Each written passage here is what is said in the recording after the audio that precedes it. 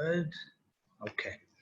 So there's a very famous Mishnah, one I'm sure many or all of you are familiar with. It's in the first Perek of Pirchei Avot. It's the 14th Mishnah, and it says as follows. And again, I'm sure you're all familiar with it. We're going to approach it in a way that I think is very interesting and gives a great understanding of its core points. Im en ani li mili, if I am not for me, who will be for me? Kishani la'atzmi ma'ani, but to the extent that my focus is exclusively to me, well then what do I mean? And im lo shav imatai, and if not now, when? So this Mishnah, as I mentioned, very famous, very well known. It took root in cultures all over the world. If not now, when? If I'm not for me, who will be for me?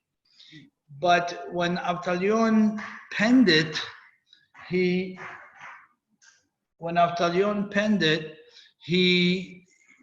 meant to focus on some very core and essential things in Yahadut, in Judaism, that we hope will become entrenched in the world around us as a way to build people and to build societies. With what's going on, has gone on the last couple of weeks in America with the rioting and the unfortunate things that have gone on, I felt it was important to focus on this Mishnah, not from the perspective of the negative, but from the perspective of what the Mishnah is referencing and how those positive society-building insights can be important in our lives in terms of how we deal with our children, our community, and the country we live in.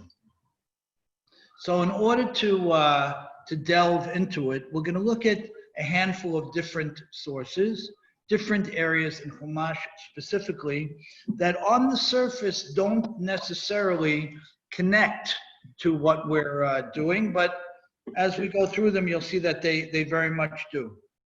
I'm sure you all remember the story of the Tower of Babel. The story of the Tower of Babel is a very interesting one. After HaKadosh Baruch Hu destroys the world overwhelmingly with the Mabul, and Noach and his family survive, people begin to propagate again and to spread out and to grow. Civilization begins to be rebuilt. And then we have a very interesting couple of psukim. Vayhi kol haaretz safa achat udvarim ahadim. And all of humanity, all of the land was one safa, one way of looking at things, one way of expressing things, and devarim ahadim, and very limited in how they pursued things and developed things.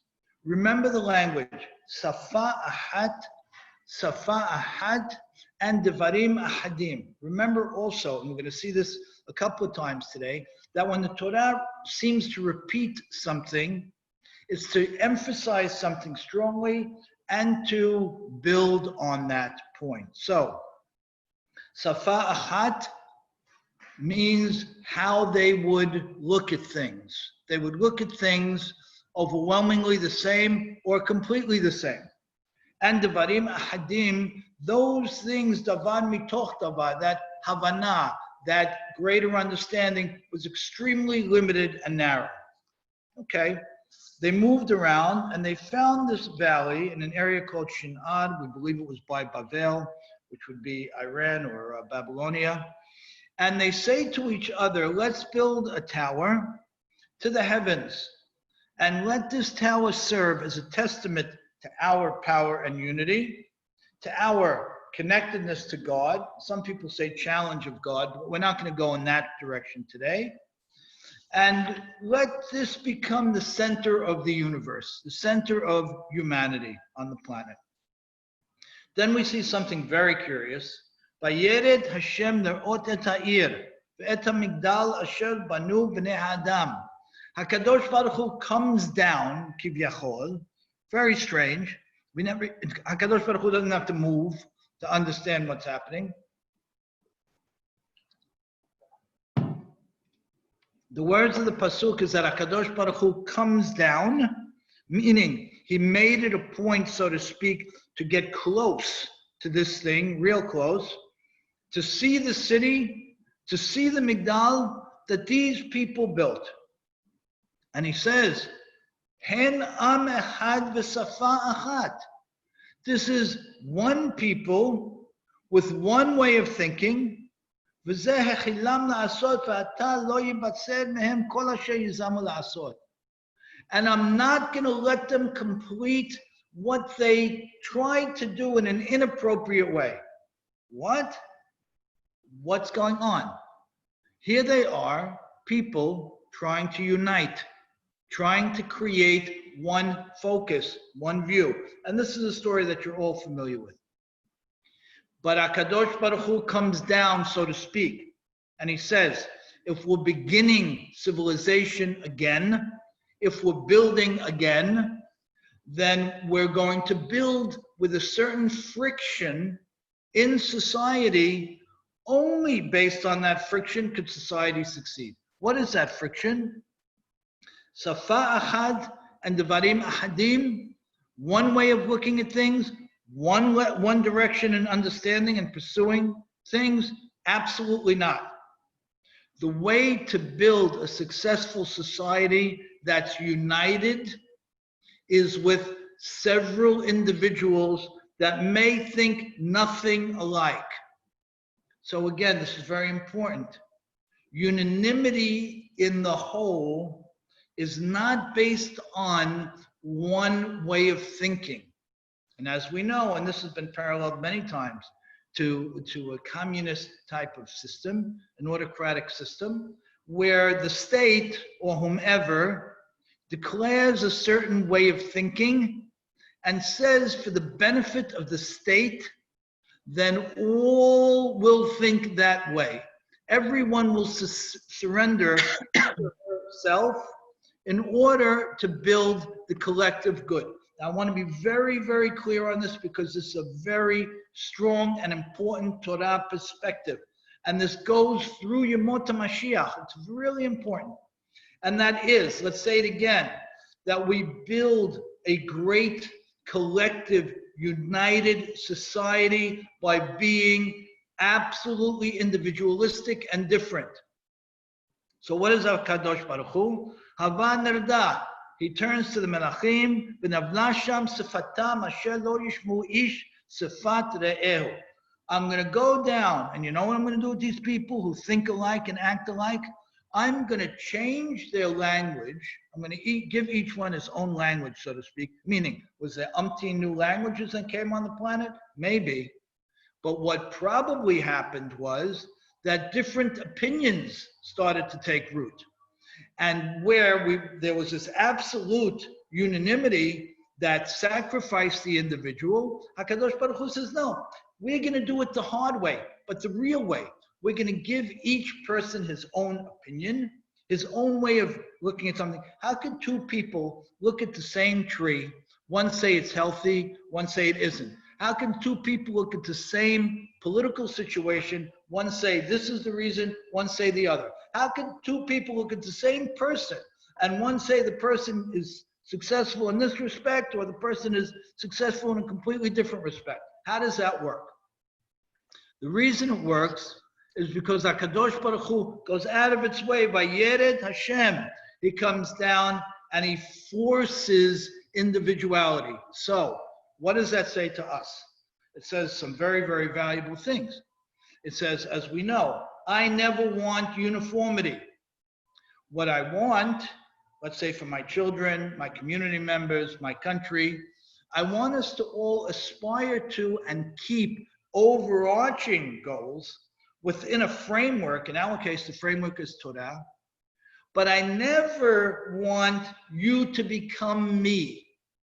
And you know where this plays out, and I've seen this a lot over the years, It plays out a lot in married couples, young married couples in particular, where people have the sense that if person A has dedicated his life to person B, and they're now a unit, they're one in a sense, it means that they become very much alike.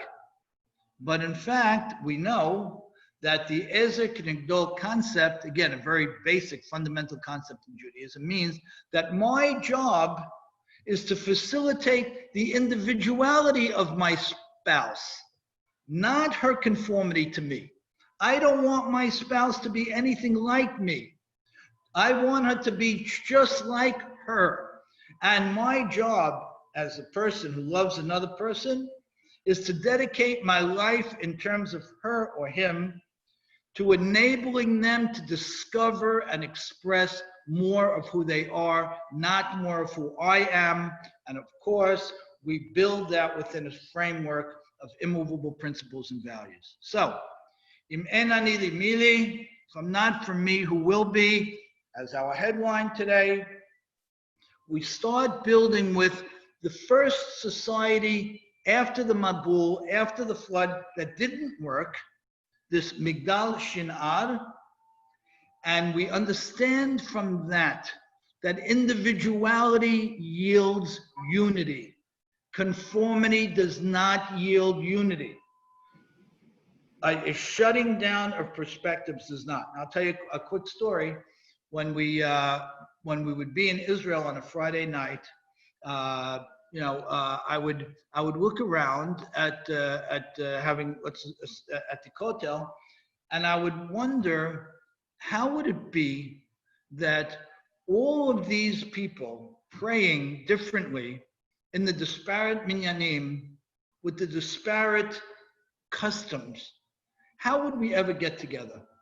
How could it be that if someone lived in Europe for 2,000 years and has a mindset so different than mine, forget about how we sing and a portion of the halakha that we keep, but what about just the way of looking at the world? The way of looking at the world from someone who grew up in Christian managed or controlled countries for 2,000 years, and those of us who grew up in Muslim-controlled countries are remarkably different. And then I saw something beautiful on Yemot HaMashiach, which says that that's the way it's supposed to be. So at the time of Mashiach, when we build the ultimate Jewish society, and hopefully from there emerges the ultimate universal society, it's going to be based on our individuality. Chalabiya, us, are not going to become like the Teimanim, and the Teimanim are not going to become like the Russians. We're going to all maintain who we are. So, point A, in terms of building a successful society, building a successful family, on the micro level, building a successful marriage is my goal and commitment to my self-discovery forever and ever, and to enabling those I care about, those I love, to self-discover forever and ever. And hopefully, if my values have been articulated, the overarching values, they're implanted in that other person. But in any case, that person's individuality is paramount, and it's part of how we think. And that's what HaKadosh Baruch Hu was highlighting in this first societal overview that we have. There's another very interesting one where we see that Avraham Avinu and Lot, his nephew, the rabbis tell us that they were de partsufim. In other words, they were so completely alike in every respect that they even looked alike. They were de partsufim. They were two sides of the same coin. Comes a point where they can't be together anymore. And there's a lot of different opinions on that, but there's a point they can't be together anymore. So what does Abraham Avinu tell Lot? He tells him, look, choose whatever you want. I believe in myself, and I believe in God, and whatever piece of land that I maintain, I know I'll be okay. So choose what you want. By the way, fabulous perspective in general, to have that level of self-belief and self-confidence and belief in God. And what does Lot do? Vayisa Lot et enav vayad et kol kikar hayaden ki kulam mashkeh. Wow. He looks out at the Jordan Valley area, at the Dead Sea, what's now the Dead Sea Jordan Valley area, and he sees this phenomenal, flourishing, vibrant valley, shekulo mashkeh, that has rivers and natural water sources, before HaKadosh Baruch Hu destroys it. And how does the Torah describe it? Kegan Hashem. It was so fertile and so fabulous, we're calling it the Garden of God. Guess what? Nothing else was ever called the Garden of God. Wow. And our rabbis say that it had this extraordinary strength, fertility, in terms of fruit trees, the ilanot. And we know that the fruit tree is synonymous with the human being and his success. And then the pasuk continues, Ke'eretz Mitzrayim. Not only was it like Gan Hashem in terms of the fruit trees and that ability to flourish and to thrive and to create financial success, but it was like Eretz Mitzrayim. We know Eretz Mitzrayim, even though that part of the world is overwhelmingly dry, Egypt has the rivers, it has the Nile, it has water sources. And in that respect, our rabbis say that the area that Lot looked at was fertile to grow the most beautiful trees and to grow the most beautiful plants and crop like Egypt. Good. And then what happens a short time later? Torah tells us, "Vanshe Sodom ra'im v'hataim la'Adonai me'od." And the people of Sodom were evil, la'alenu, v'hataim, and they sinned against God me'od. Now, remember, as we've said, that when the Torah repeats something, it's repeating for emphasis, but for hidush, right? We have to doresh the repetition. We have to look at what the point is of the repetition. So if you said Anshe Sodom Ra'im, it's enough. They're evil. What more do we need? V'hataim Nashem me'od, and they sin against God. That's enough. What do you want with the me'od? Me'od means, in a good sense, me'od means perfect, the ultimate. Doesn't go more than that. So in a negative sense, it would be the same thing. Hataim Nashem me'od, it's as bad as it gets. So our rabbis say, wait a second. This area where Sodom was, this was Kegan Hashem. It was the most fertile place on earth. It was Ke'eretz Mitzrayim. It didn't get better. They had all the opportunity you could have. So what went wrong? There are different opinions, but the one I feel is most direct and possibly the most challenging to deal with, and that's why I thought it was important to raise it, is though rabbis who say, and the Ibn Ezra highlights this point, that their sin was Hamas. Now, you're all familiar with the term Hamas. You heard it before. And where did we hear the term Hamas? V'timaleh aretz Hamas, that the world was full of Hamas. And when was that the case? That was the case right before HaKadosh Baruch Hu destroys the world. And our rabbis say that Hamas is something so insidious, so destructive to the individual and society that HaKadosh Baruch Hu couldn't guide man to eradicate it. He had to destroy the world. In this case, it's localized, same reaction. HaKadosh Baruch Hu completely destroys the cities in that area and all who live there. What is Hamas? Hamas is fascinating. Hamas is, our rabbis say, when a person steals half a penny, or half a shi'ur, or half a measure that's halachically culpable. What does that mean? It means as follows. When someone steals half of a measure, lo alenu, they're not halachically, they haven't halachically transgressed anything. Because most halachot have a minimum threshold based on which a person becomes culpable. So if a person steals half a penny all day long, half a penny, half a penny, half a penny, half a penny, half a penny, let's say the person waits a couple minutes in between each, that person can go on and steal forever. And from a halachic point of view, he beat the system. He beat the system. Wait a second. What are we talking about here? We're talking about a perspective where a person goes to the edge and does a wrong that's right on the borderline of evil.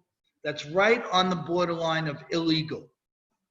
When a person does that, that suggests a rottenness in society that's deep down, extremely core and fundamental, and very hard to eradicate.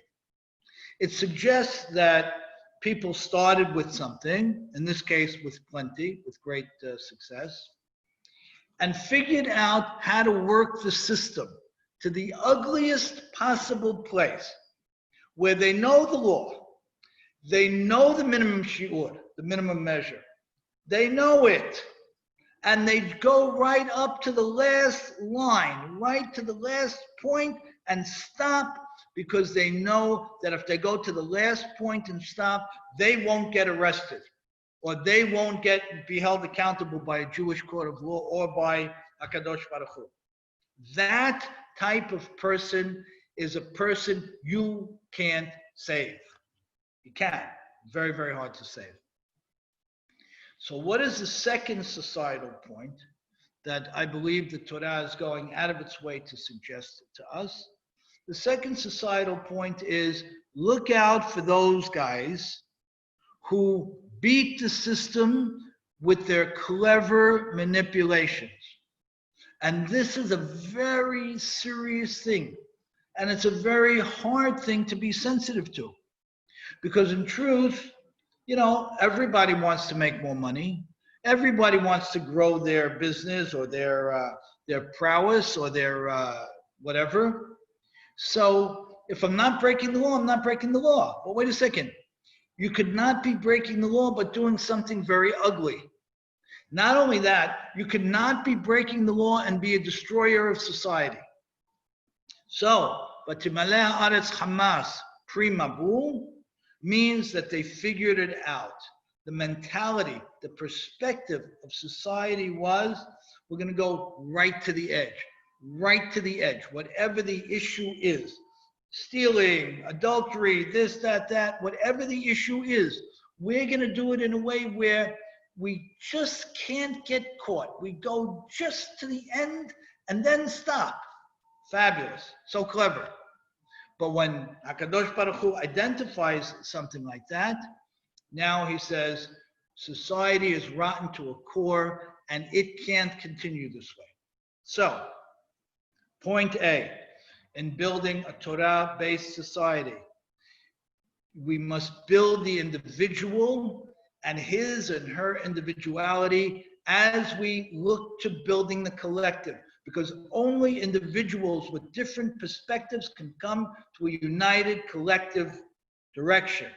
And as that unity and collectiveness have friction, absolutely. And that's why it's good. And that's why it grows. And that's why it's the antithesis of the Babel Shin'ah. Point number 2, just because something is legal doesn't mean we do it. Something can be legal and ugly. So just because something is legal doesn't mean that it's okay. And that's why the Torah goes out of its way, and we've talked about this, to say things like, and to hold things like, Derech Eretz Kadma Torah, that a person's core values, a person's basic values, serve as the kli, as a vessel within which Torah can thrive, and not the opposite. We need to be a good quality person first. So therefore, Hamas beating the system doesn't work. And I want to tell you a quick story in this thing. A number of years ago, I was invited to teach in in the Yeshiva Flatbush High School, and then it grew to Magen David and Sephardic at the time. And I was teaching the senior boys who weren't doing well academically. So it was senior boys who had already more or less stepped out of things academically. And the class was on a Friday morning. So you got senior boys not doing well academically on a day that nobody really cares that much about anyway. So it started in Flatbush and went to a couple of the other schools. And in the beginning, I was shocked by something I heard across the board. And that was that good guys finish last. And some people had even been advised along those lines by their mentors. Good guys finish last. And if you want to make it in this rough and tough world, well, then you've got to figure out how to be real and how to be in the frying pan and all that kind of, those kinds of cliches. And it was a challenge to change that perspective and to instill people with the perspective that good guys finish first and good gals finish first. And sometimes it takes a little longer and you have to lose a couple of battles to win the war, but good guys finish first. So just because, point number 2, from the story of Sodom, just because something is legal doesn't mean it's right, but even more than that, if I go up to the edge of legality, doesn't mean I'm right. So, Temalea Aretz Hamas, or Midat Sodom, means stealing half a penny, so to speak, where I'm beating the system by going to the edge or somewhere near the edge where I can't get caught because on paper I didn't break the thing, but I'm a destroyer. Now, with that in mind, there's something very curious. It happens in the following parasha, Parashat Va'era, where Avraham Avinu goes to HaKadosh Baruch Hu, and this is sort of an addendum to the Sodom point. He goes to HaKadosh Baruch Hu and he says, well, let's look at the language. Vayigash Avraham, Vayigash, we'll talk about that in a second. That term, Vayomer, Ha'af tispeh Sadiq im Rasha. Now, if you were unmuted, many of you would tell me, oh, we know the term Vayigash. That's the name of a parasha later on. And that frames the story of Yehuda, one of the sons of Yaakov, confronting his brother Yosef after the back and forth with stealing the cups and not stealing the cups, and they were spies and they weren't spies. It becomes the tipping point, the watershed point for Yosef revealing himself and the family beginning to rebuild as a family. But the term Vayigash, our rabbis say, is a confrontational term. It's a hostile term. It's not a friendly term. So over here it says, Vayigash Avraham. Avraham confronts HaKadosh Baruch Hu aggressively. And he says, and we could imagine, so to speak, that he screams out at God and he says, Ha'af tispeh Sadiq im Rasha. Are you going to kill the righteous people in Sodom because of the sins of the sinners, of the evil people in Sodom? What's the question? What is Abraham's question? If they're righteous, why would they be impacted by what the evil people were doing? It shouldn't have been a question. There shouldn't have been a whole mahalach that goes through several pesukim, strangely enough.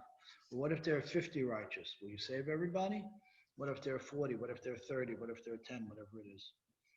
And that brings us to a very interesting point. A, you would say, if the guy next door is not a good guy, then good luck to him. What does he have to do with me? Part 2, if he's being punished, why shouldn't the Sadiq be taken out? Why, God forbid, would the Sadiq, the righteous person, be included in that? And this brings to mind another very important component in the Torah perspective on building a healthy, successful society, and that is that the one who allows evil to go on is considered an accomplice. And this is a very, very big Torah perspective. The notion, the mitzvah, not notion, the oraita mitzvah of chocheach tocheach et amitecha, that you have to rebuke and call a person out, is deoraita. You don't see all that many mitzvot deoraita, biblical mitzvot, on this level between man and man. It's really somewhat unique. But the chocheach tocheach is a very serious thing. In other words, if a person doesn't rebuke his neighbor, he's considered an accomplice. So Abraham's question is, these tzaddikim who didn't act like the Rishaim, are you going to destroy them also? HaKadosh Baruch Hu says, find them. Find them. What are you talking about? A tzaddik is someone who calls his brother out. Find them. Are there 50? Are there 30? Are there 10? Guess what? There aren't even 10. How could it be? Was everybody doing the same Midat Sodom, the same Hamas? Of course not. Was everybody at the time of the destruction, pre-destruction of the first and second temple, doing the things that many people were doing? Of course not. But what creates a catastrophic situation? A catastrophic situation is when the guy who's not doing it says, what do you want from me? It's not my problem. It's not my issue. I take care of myself and my children. By the way, is that our primary focus? Overwhelmingly, absolutely. But we say, Lo alecha hamlacha ligmor. You don't have to fix anything. Ve'en ata ben chorin itpater mimenu. You still don't have the right to check out. So when Abraham Avinu confronts God and he says, what about the righteous? Why should they be included in this? You would say, when you read it, they shouldn't. You have to understand. So HaKadosh Baruch Hu goes back to him and says, find them. Why are they included in it? Whomever they were, if there were. Because in order to be righteous, it doesn't simply mean that you haven't mimicked the behavior of the bad guy, but it means you've called the bad guy out. Now, one step further. In the previous Mishnah to the one we're looking at today, Avtalion, the same author, says that not only is the person who didn't say something an accomplice, but the Mishnah goes further and says, remarkably, says, if you gave that person confidence to still be that person, if you were his neighbor or her, if you gave that person kavod, respect, honor, then that's enough to make you an accomplice. Wow, wait a second. You're telling me if I didn't call the person out, I'm an accomplice? Got it. Okay. You're going to tell me that to the extent where I emboldened the person by giving him a nice hello, I'm going to be held accountable for that? And the answer is yes. Incredible. Mind-blowing. And here, as an addendum to the Sodom story, but a very important one, based on the attention that is given in the Torah, we see that complicity is not limited to looking the other way or not rebuking, but it's even letting that guy feel good about himself based on how you act towards him. Incredible. An important lesson. So let's recap quickly. A good society, a united society, is built only by different, disparate individuals. B, the underpinning of a healthy society is not only the minimal threshold of halakha or state law, as it might be, but anything that leads up to that point that's also inappropriate is not to be done. Hamas. C, if a person is not part of the problem directly, but not enabling a solution, then that person has a certain level of responsibility. Even though it's challenging, we have to consider that. And I think the biggest chidush, the biggest surprise, and the most exciting in my opinion, in this respect is that if you embolden the guy or the gal by just honoring them, you have a problem. You become an accomplice just by doing that. Very interesting. Last point on this, and then we'll wrap things up. There's another very important perspective, a Torah perspective in terms of building a healthy society. And it comes into play somewhat with, again, what's going on these days in America as well. And that is that the Torah puts out the perspective early on in terms of societal development that capitalism is the right method. And this is also fascinating, and it's really built on point one, that in order for us to be most socially responsible and caring, we have to be most individually focused. So, you want a socialist society, so to speak? You want a society where people show great care to each other? How do you get that? By Mr. A, Mr. B, and Mr. C competing to make a profit. Here again, it's point one, but ramped up. Point one is the individual yields the collective. Point four is the individual yields the collective to an extreme. The Torah goes out of its way to talk about charging for services, charging for products, damages.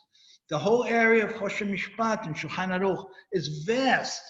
Hundreds of pages that talk about how you deal with another person in business, torts and damages and injury, and boshet and pui, and all these monetizable things that speak to what the Torah envisions as a successful society, is not a society of socialists where everything is sacrificed for the common good. It ain't that at all. It's the opposite, seemingly the opposite, where if everybody's working to make a profit, then we're all going to benefit. And you see, it happens to be true to a great extent.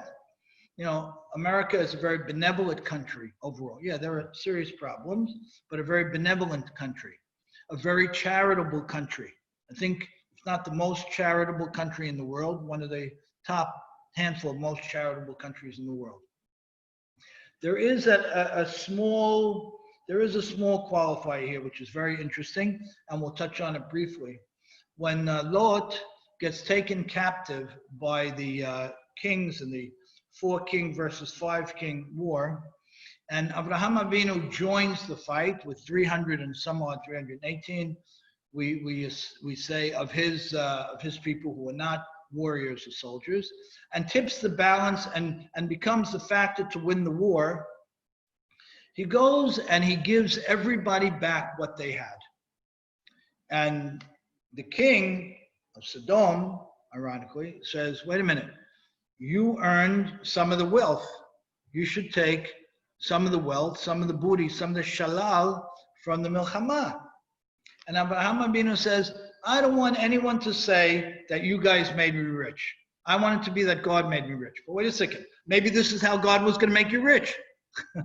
By having you join the fight, win the fight, and as a result of winning the fight, getting some of the bounty, getting some of the riches. You don't know how God was going to facilitate your wealth. Maybe this was it. But it highlights a very important point. As we build a profit-based society, we should try to the greatest extent possible to believe in God in the sense that I compete with someone to make profit, but I don't take his keren. In other words, I don't take his principle. So, what Avraham Avinu said was, those that sheep, that livestock, those slaves, they belong to King A, B, or C. I'm not taking those. There was no profit here. There was no benefit here. So, to the extent that I can compete and that I can win, and then I could realize the benefit of the profit from that line up, that's sanctioned. To the extent that I take somebody else's keren, I take somebody else's principle, that's frowned on. That's frowned on. And that becomes very complex in terms of an open market and a competitive society, but just something to think about, just a caveat to the profit-built society. Okay, we'll pull things together. 3 minutes. Im en ani li mili. If I'm not for me, who will be? Speaks to the individual spending his or her life in self-discovery, self-expression, new levels of success, new horizons, new possibilities. Im en ani li mili. It's for sure our model. And guess what? Should I be concerned that I'm compromising something by doing it? Does it mean I'm going to love my wife less if I'm more true to me? Absolutely not. I'm going to love my wife more. Does it mean I'm going to be a less father to my children? I'm going to be a better father to my children to the extent that I express myself more. Shani latzmi ma'ani, perfect. Second sentence to the first, perfect. Don't worry. By being individualistic, you inspire others, you build, you break through, you create new horizons. Individuals, disparate people build collective societies. Homogeneous is not the answer. Heterogeneity yields unity. And finally, Bimnoach Shav Imatai. This is very famous, and we know that belief in self and God and life is an action. It's not an expression, and it's not a feeling. So, to put it all into quick perspective, when you look at what's going on in America, I drove through parts of Manhattan. It was absolutely heartbreaking in every respect, heartbreaking in every respect. And it was something I've never seen in my life, When you look at it, what's shouting at us clearly? There's a lot of anger in this country. Unfortunately, there's a lot of anger in this country. Is there prejudice? There's no question about it. Are certain people being treated poorly? No question about it. Is that systematic? No question about it. Does it have to be addressed? Absolutely. At the same time, expressions of rage that damage others doesn't connect. So when does protest for an injustice turn to rage? When you don't have im en ani li mili. When you don't have that perspective of individuality, of legality, as opposed to Hamas, of individual expression, of me being responsible for my neighbor, of a self-infused, profit, capitalist-driven country. When I'm angry at me for not achieving, I point the finger at somebody else. I'm going to tell you 2 quick stories and we'll close. I taught leadership in a forum for Chase Manhattan Bank a number of years ago. There were a few hundred people in the room. And we talked about self-leadership and so on. And one youngish guy sitting in the back row raised his hand and was very angry. And he says, you're talking about taking risks. You're talking about growing to the next level. I have 4 kids and I have a mortgage to pay. And how dare you? Now, he was pretty angry. What does that suggest? It's that old paradigm in certain places where it's your fault that I couldn't get there. It's your fault. That's what we're seeing in America today. It's your fault. Is it somewhat my fault? Yeah, like we said. If I'm not part of the solution, I have culpability. But is it my fault? It ain't my fault.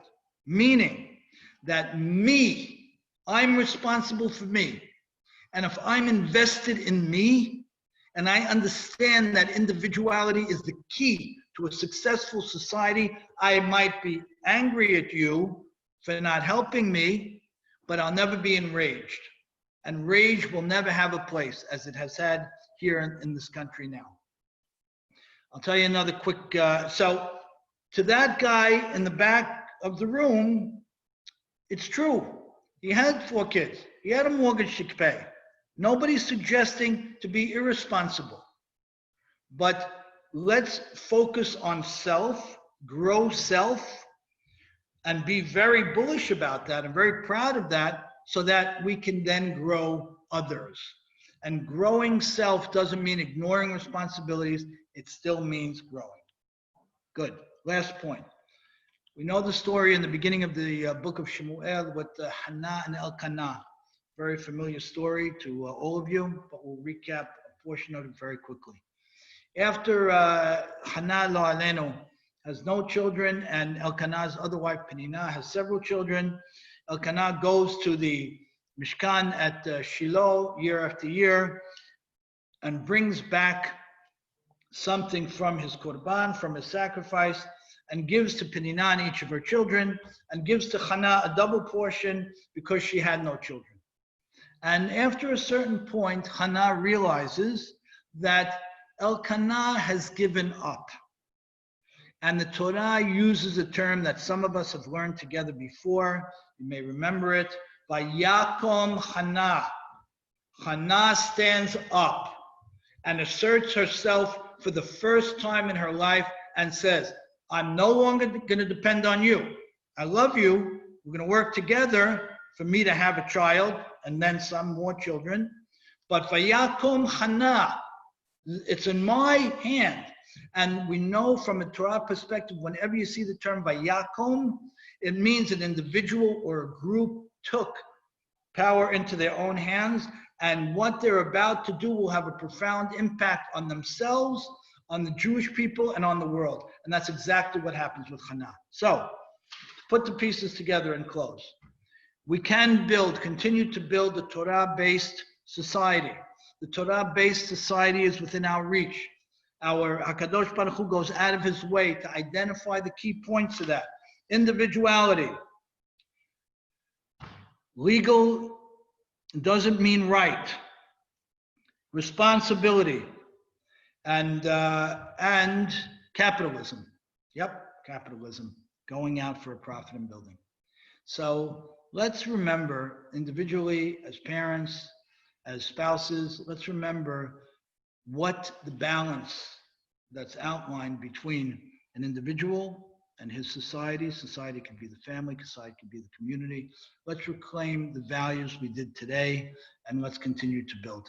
I'm going to unmute. Anybody has any thoughts or questions, and then we'll close. Let's see if I can unmute everybody. There you go. Yeah. Okay. All good? Any thoughts, questions? Okay. Okay, all very good. Thank you all. Thank you.